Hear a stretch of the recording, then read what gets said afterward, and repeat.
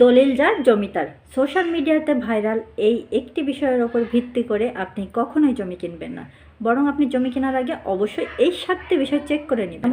আর আপনি যদি এমন কোনো ব্যক্তি হয়ে থাকেন যে খুব দ্রুতই জমি কিনতে যাচ্ছেন, তাহলে এই ভিডিওটি আপনার জন্য। স্কিপ না করে ভিডিওটি দেখতে থাকুন।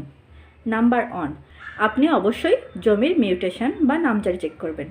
অর্থাৎ যিনি আপনাকে জমিটি বিক্রয় করতে যাচ্ছেন ওই ব্যক্তির নামে জমিটির নামজারি আছে কিনা বা মিউটেশন আছে কিনা অবশ্যই চেক করবেন। নাম্বার 2, মিউটেশন বা নামজারি কোনো বৈধ দলিলের ভিত্তিতে হয়েছে কিনা বা কোন দলিলের ভিত্তিতে মিউটেশন বা নামজারি করা হয়েছে সেটা অবশ্যই চেক করে নেবেন। নাম্বার 3, 25 বছরের মালিকানার ইতিহাস খুঁজে বের করুন। অর্থাৎ মালিকানার চেইন মিলাবেন। আপনাকে যিনি বিক্রয় করতে যাচ্ছেন তার আগে কে মালিক ছিল বা বিক্রেতা কোন সূত্রে এই জমির মালিক হয়েছেন সেটা অবশ্যই চেক করে নেবেন। নাম্বার 4, আপনি যে জমিটি ক্রয় করতে যাচ্ছেন ওই জমিতে বিক্রেতার বৈধ দখল আছে কিনা সেটা অবশ্যই চেক করে নেবেন। শুধুমাত্র কাগজে কলমে মালিক থাকলে কখনোই আপনি সেই জমি কখনোই কিনবেন না।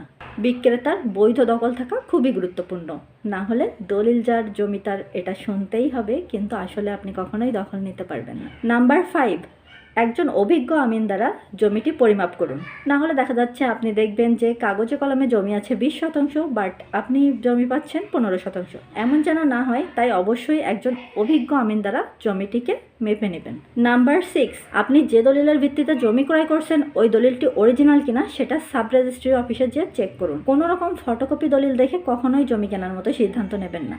নাম্বার 7, জমিটি যদি এজমালি প্রপার্টি হয় তাহলে অবশ্যই অরিশ বা শরিকদের মতামত নিয়েই জমিটি কিনবেন। শরিকদের পারমিশন ছাড়া কখনোই এজমালি প্রপার্টি ক্রয় করা উচিত নয়, এতে পরবর্তীতে সমস্যায় পড়তে হয়। এই 7টি বিষয় চেক না করে কখনোই কোনো অবস্থাতে জমি কিনবেন না। আর এই 7টি বিষয় চেক করার জন্য আপনাকে অবশ্যই একজন অভিজ্ঞ আইনজীবীর শরণাপন্ন হতে হবে। আপনি যদি একা একা সব কিছু বুঝে থাকেন তাহলে তো কোনো সমস্যা নেই, অবশ্যই আপনি একা একা কিনতে পারবেন। কিন্তু না বুঝে থাকলে অবশ্যই অভিজ্ঞ আইনজীবীর সাথে কথা বলবেন। না হলে কিন্তু ভুয়া দলিল দেখিয়ে বা আপনাকে এই স্লোগান শুনিয়ে যে দলিল যার জমি তার, এই স্লোগান দেখিয়ে আপনার কাছে কিন্তু জমি বিক্রি করে ফেলবে প্রতারক চক্র। তখন আপনি কিন্তু বিপদে পড়ে যাবেন। আর এই 7টি বিষয় চেক না করে যদি আপনি জমি কেনেন তাহলে আপনি বুঝবেন আপনি কোনো জমি কিনছেন না, আপনি কিনছেন সমস্যা। আর আমরা তো টাকা দিয়ে সমস্যা কেউই কিনতে চাই না, কেননা আমাদের ফিলোসফি অফ লাইফ হচ্ছে হ্যাপি থাকা। আর সমস্যা যদি জীবনে এসে যায় তাহলে তো কখনোই হ্যাপি থাকা যায় না।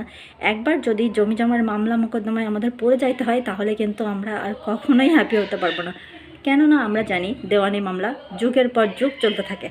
এখন অবশ্য অনেক ধরনের আইন আসছে, অনেক কথা বলা হচ্ছে যে স্বল্প টাইমে মামলার মীমাংসা, বাট অনেক ক্ষেত্রে এটা সম্ভব হয় না। অনেক ক্ষেত্রেই মামলা দীর্ঘায়িত হয়, দীর্ঘসূত্রিতা চলতেই থাকে, জটিলতা বাড়তেই থাকে। তাই সমস্যা এড়াতে চাইলে আপনাকে অবশ্যই আমার টিপসগুলো ফলো করতে হবে। তাহলে আজকের ভিডিওটি এই পর্যন্তই। কথা বলছি আমি মার্জিয়া তাসনিম সাথী, অ্যাডভোকেট, ডিস্ট্রিক্ট অ্যান্ড সেশন জাজ কোর্ট, সাতক্ষীরা।